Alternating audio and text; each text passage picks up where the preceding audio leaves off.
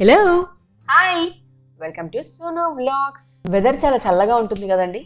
వింటర్లో అందరికీ వేడివేడిగా ఏదైనా తినాలనిపిస్తుంది, కానీ బయట తెచ్చుకొని తినే పరిస్థితి లేదు.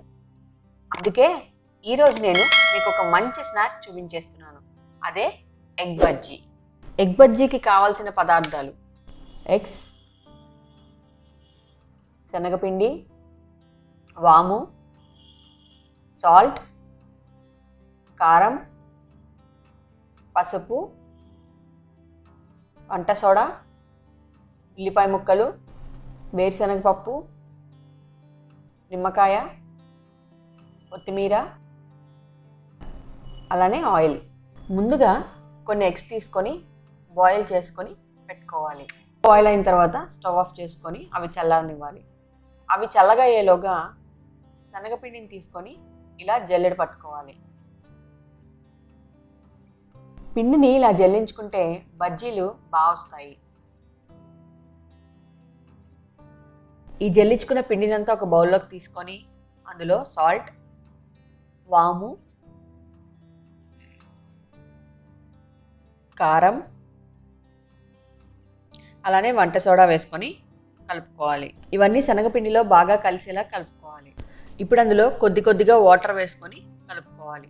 ఇలా కొద్ది కొద్దిగా వాటర్ వేసుకుంటూ నీట్గా కలుపుకోవాలి. ఇప్పుడు అందులో కొంచెం పసుపు వేసుకొని మళ్ళీ కలుపుకోవాలి. ఇది కొంచెం గట్టిగా ఉంది కాబట్టి నేను కొంచెం వాటర్ వేసుకొని మళ్ళీ కలుపుకుంటున్నాను. మనకి పిండి కన్సిస్టెన్సీ ఇలా రావాలి. ఎక్కడ ఉండలు లేకుండా నీట్గా కలుపుకోవాలి. ఇప్పుడు ఉడకబెట్టుకున్న ఎగ్స్ని ఇలా చిన్న చిన్న ముక్కల్లాగా కట్ చేసుకోవాలి. మీకు ఏ షేప్ కావాలంటే ఆ షేప్లో కట్ చేసుకోవచ్చు. నేను ఇలా పొడవుగా కట్ చేసుకున్నాను. ఇప్పుడు స్టవ్ మీద బాండి పెట్టుకొని స్టవ్ ఆన్ చేసుకొని అందులో ఆయిల్ వేసుకోవాలి. ఆయిల్ వేడయ్యేలోపు ఒక చిన్న బాండిలో ఆయిల్ వేసుకొని వేరుశనగపప్పుని వేయించి పక్కన పెట్టుకోవాలి. అలానే ఒక గిన్నెలో ఉల్లిపాయ ముక్కలు, వాము, నిమ్మకాయ, కారం, ఉప్పు వేసుకొని బాగా కలుపుకోవాలి. ఇదంతా బాగా కలుపుకున్న తర్వాత అందులో కొంచెం కొత్తిమీర వేసుకొని పక్కన పెట్టుకోవాలి. ఈలోగా మన ఆయిల్ వేడవుతుంది. ఇప్పుడు అందులో కట్ చేసి పెట్టుకున్న ఎగ్స్ని శనగపిండిలో డిప్ చేసుకొని వేసుకోవాలి. ఈ బజ్జీలు గోల్డెన్ బ్రౌన్ కలర్ వచ్చిన తర్వాత ఒక సర్వింగ్ ప్లేట్లోకి తీసుకొని మధ్యలోకి కట్ చేసి దాని మీద మనం ముందుగా కలిపి పెట్టుకున్న ఉల్లిపాయ ముక్కలు, వేయించి పెట్టుకున్న వేరుశనగపప్పు, అలానే కొత్తిమీర వేసుకొని సర్వ్ చేసుకోవాలి. అంతే, ఎంతో టేస్టీగా ఉండే ఎగ్ బజ్జీ రెడీ అయిపోతుంది.